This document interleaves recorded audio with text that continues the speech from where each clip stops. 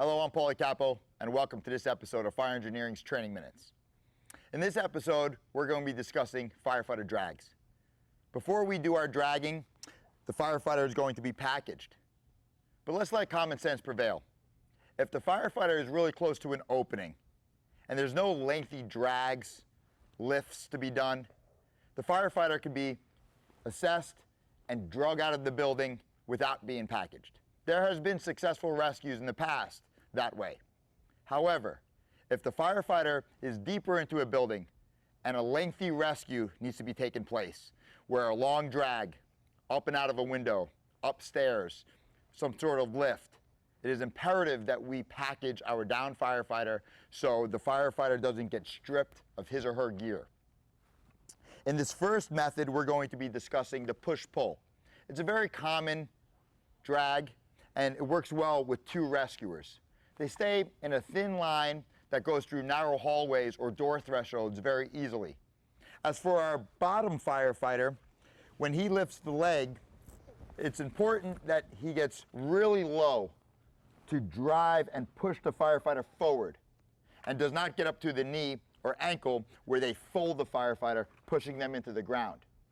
As for the top firefighter, Grant is going to go over some ways to make our drag most efficient. We don't give much thought to how we position our body to the load that we're pulling. We know that we can squat more than we can row. If I drag the victim like this, I'm twisting, which can result in injury to the rescuer.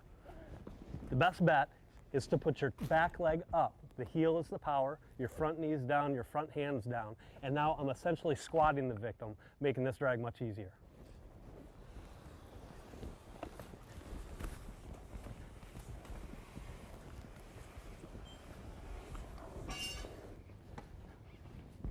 That's the push-pull. Maintaining a head-first drag, we're going to show you now how to turn our downed firefighter. We might not always have 6 foot or so of linear space to turn our firefighter in a kitchen or in a living room with all of the obstructions there. Plus, it's a lot of friction. So by turning our firefighter like this,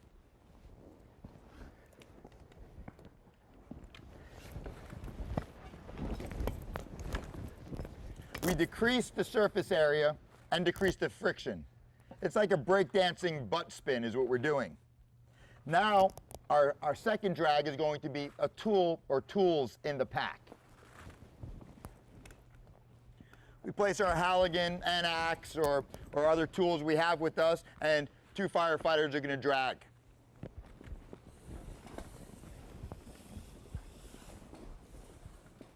This drag allows our forcible exit tools to exit the building with us without having to carry them in another hand.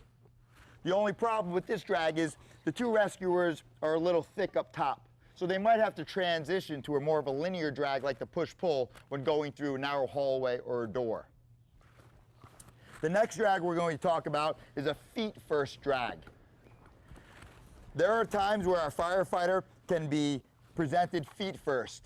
They can be in a small bathroom or small confined space, and before we even attempt to package them, we need to bring them out to an open area. This is done by Eric placing the prusik or webbing over their feet and creating a girth hitch around the ankles. The harder he pulls, the tighter this gets, and now we're going to drag a short period of time. I don't like going the whole way out with this method because the head is unsecured and the helmet could come up and dislodge the face piece going feet first. But just doing this, do we get to an area where we can package, assess their air, turn them around, and go head first is optimal. Next video, we're going to discuss a couple more drags, and we're going to conclude with the drag gauntlet, how we put all of these drags together. On behalf of Eric, Tommy, Grant, and myself, we'd like to thank St. Petersburg College Fire Training Center, and thank you for watching another episode of Fire Engineering's Training Minutes.